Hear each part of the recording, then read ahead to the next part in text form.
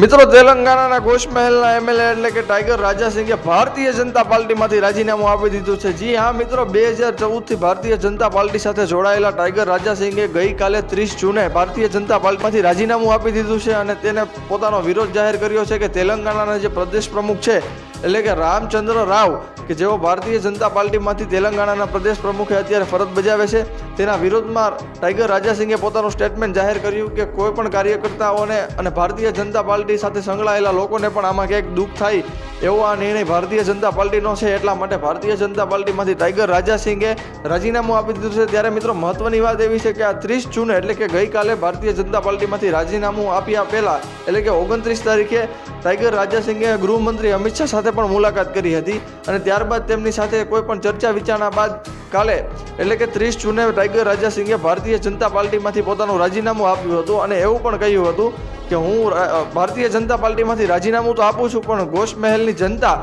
અને ત્યાંના હિન્દુ લોકો માટે હંમેશા માટે કાર્યરત રહીશ અને એની લાગણી જે મારા માટે છે તે હજી એવી ને એવી રહેશે અને હું એના માટે હજી પણ કાર્યરત રહીશ. ત્યારે મિત્રો, આવનારી તેલંગાણાની ચૂંટણીમાં જોવાનું રહ્યું કે ભારતીય જનતા પાર્ટી અને ટાઈગર રાજાસિંગના વિવાદને લઈને શું પરિણામ આવે છે અને ત્યારે ટાઈગર રાજાસિંગ અને ભાજપનો શું પ્રતિભાવ હોય છે. તો આવા નવા અવનવા વિડીયો જોવા માટે અમારી સાથે બન્યા રહેજો માત્ર ને માત્ર ધ વાવડ પર.